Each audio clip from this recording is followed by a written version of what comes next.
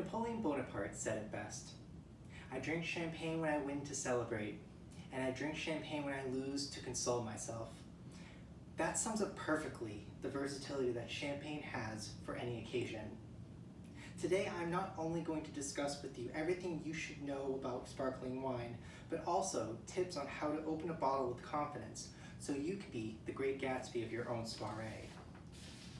First of all, what constitutes champagne to be called champagne? It all comes down to region. Any sparkling wine produced in Champagne, France is classified as champagne. A sparkling wine made in any regions outside of Champagne, France is called Cremant. Sparkling wine made in Italy is called Prosecco. In Spain, sparkling wine made there is called Cava. In America, sparkling wine is just simply called American sparkling wine. And in Germany, sparkling wine made there is called Sekt.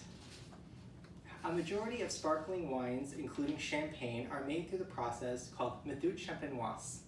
The process of méthode champenoise, according to the Wine Country blog, is a two-step fermentation process in which the grape juice is fermented into alcohol and then bottled to trap the CO2 gas, which gives it the trademark bubbles. Winemakers must then add sugar, yeast nutrients, allow time for carbonation to develop in individual bottles, and then remove dead yeast cells to reveal pure champagne. Champagne is primarily made from the combination of three grape varietals: Chardonnay, Pinot Noir, and Pinot Meunier. Sparkling wines usually use these three varietals as well as Pinot Gris, Pinot Blanc, Arbane, Riesling, and Pinot Meslierre. You may not have ever heard of some of these varietals, and that's okay. Most people haven't. Some grapes, such as Pinot Meunier and Pinot Meslierre, may not make the ideal wine that there isn't a demand for, but they make excellent building blocks to creating beautiful blends of wine. Before I demonstrate proper technique of opening a bottle of sparkling wine, I wanted to briefly discuss the types of glassware that sparkling wine can be served in. Here I have three types: a flute, a coupe, and a white wine glass. Flutes are a glass widely associated with champagne and celebrations. The long glass allows the sparkling wine to truly show off its bubbles. However, it does not allow the drinker to truly appreciate the aromas. According to foodandwine.com, the narrower the top of the flute restricts the aroma, which thereby limits the taste experience. Catherine Coker, from the head of the wine program at Esther's Wine Bar in Los Angeles, goes on in the blog to say, "Usually when I taste wine, I smell, I swirl, I smell. When you have a flute, you cannot do that, and there's such a small amount of surface area exposed to oxygen in the flute, less esters are able to be released. The flute is more of an American thing. So it's not uncommon to see people enjoy sparkling wine in a white wine glass, especially if it's a vintage champagne." Finally, here I have the coupe.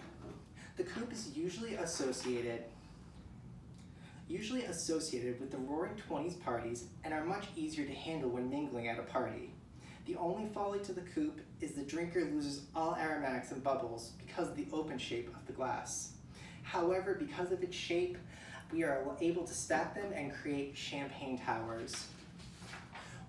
With this knowledge, let's open a bottle of sparkling wine.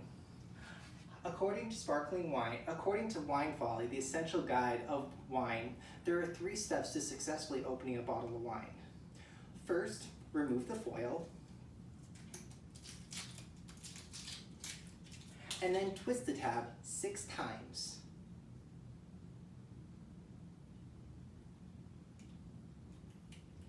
Keep your thumb on the cage and cork.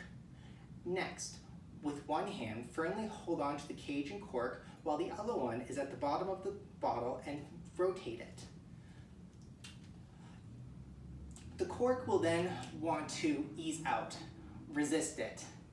And then when the timing is right, release it. Voila, let the party begin.